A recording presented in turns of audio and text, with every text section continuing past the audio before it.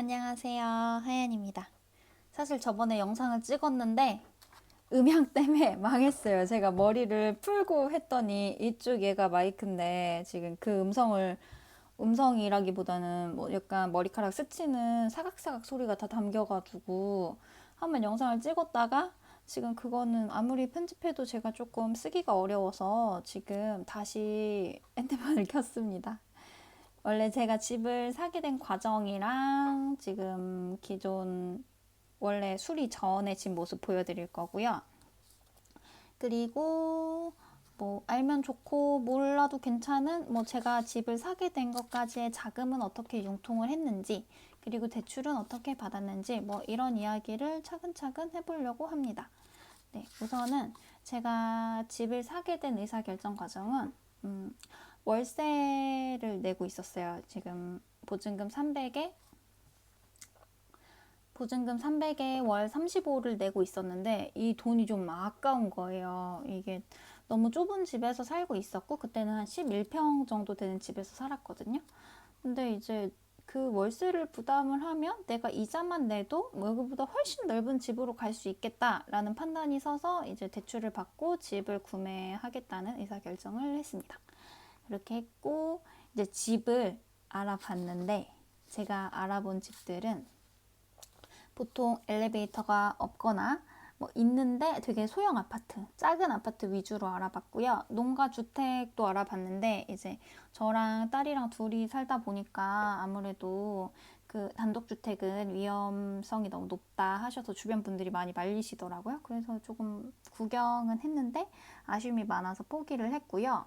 거의 엘리베이터 없는 아파트를 많이 본 것 같아요. 엘리베이터가 있으면 대신에 좁으면서 근데 방이 저는 사실 3개를 원했거든요. 근데 거실 하나에 방 이렇게 2개가 있는 이런 집을 원했는데 이제 그렇게 거실까지는 공간이 안 나오더라고요. 방은 큰데 한 방만 크고 이제 어린이 방은 너무 작은 방을 줘야 되는 이런 상황이 많이 와서 이제 그 방은 결국 포기를 하고 지금은 엘리베이터 없는 3층에 보금자리를 잡았습니다.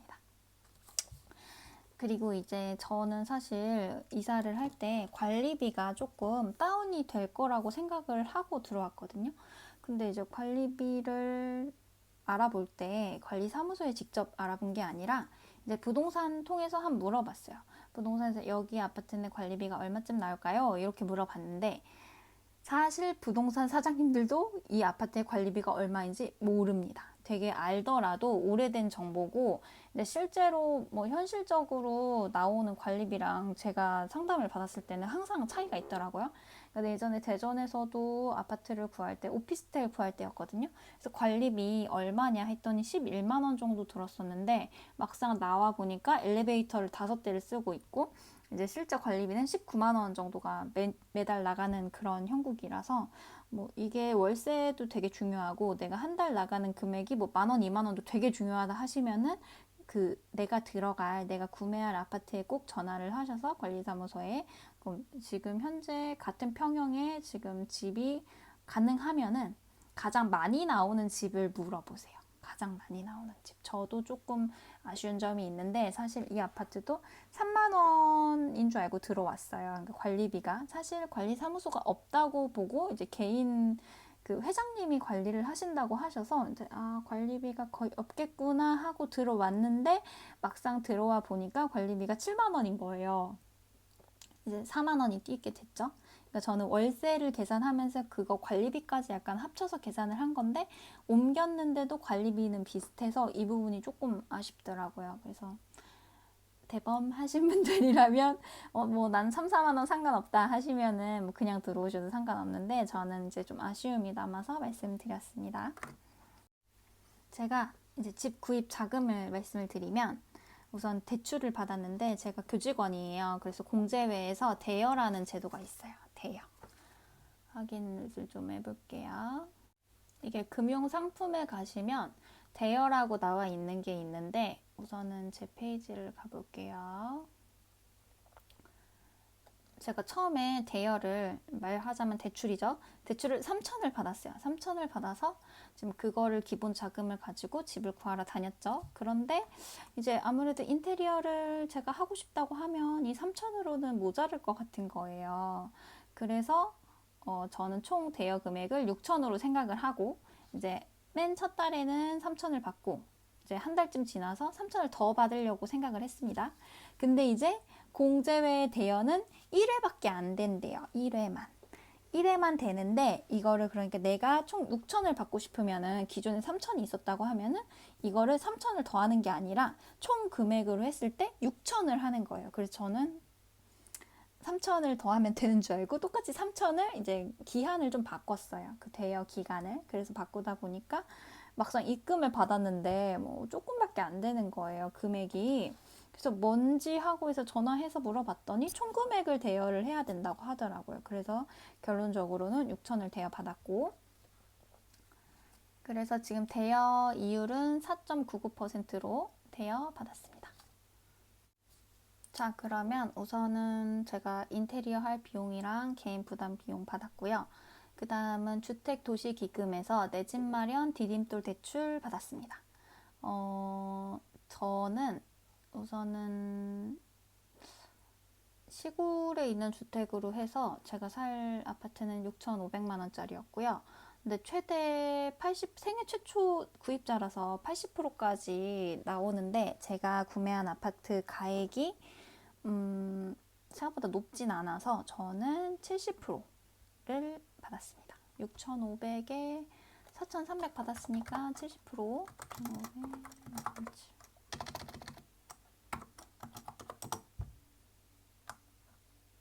70% 조금 더 안 되는 금액으로 받았네요.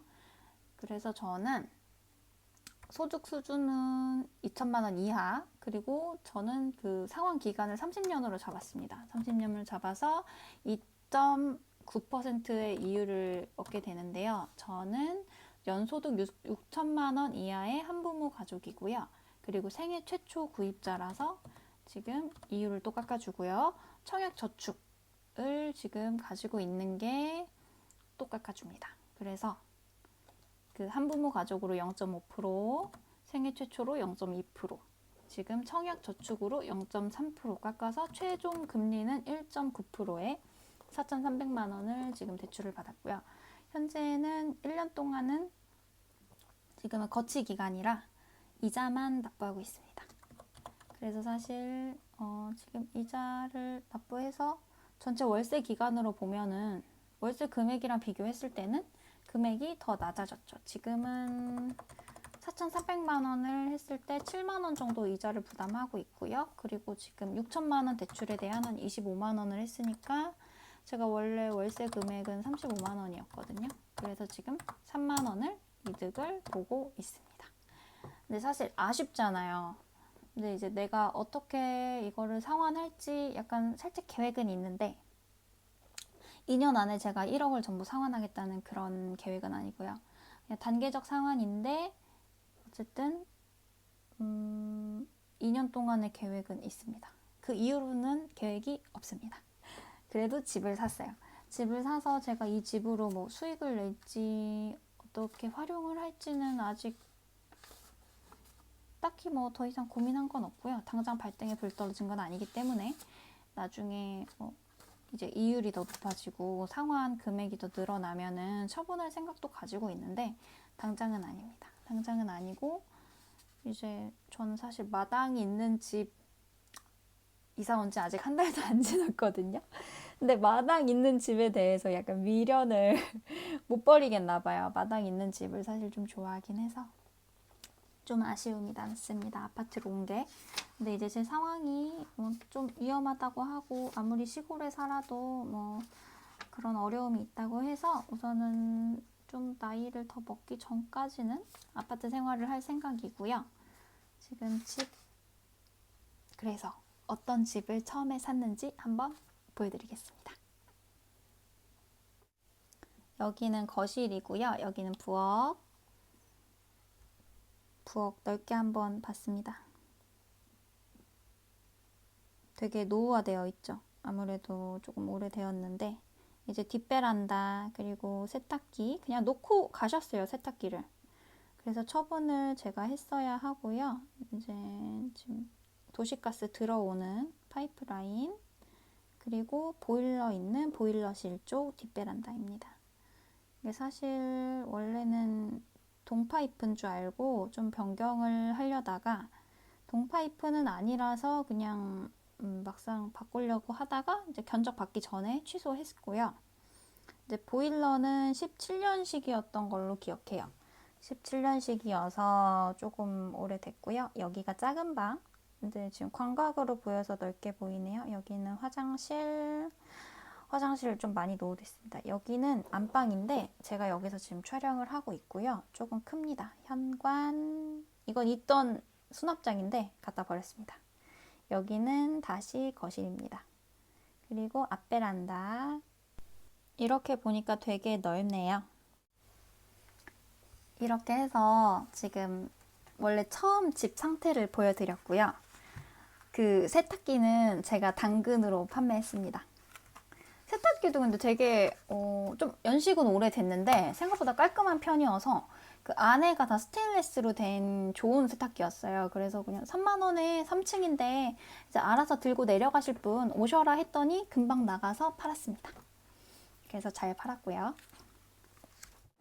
이제 집을 사고 약간 고치기까지도 시간이 좀 많이 기다렸어요. 제가 대출이 안 나올 줄 알고 조금 걱정을 미리 했어가지고 좀 기한을 길게 잡았어요. 제가 매매를 하겠다는 의사를 밝히고 한 달 뒤에 잔금을 치르겠다고 해서 저는 6월 말에 지금 서로 집주인이랑 만났는데 7월 말에 제가 매수를 하겠다라는 의사를 밝혀서 7월 말에 한 달을 기다려서 집 공사를 시작하게 되었습니다.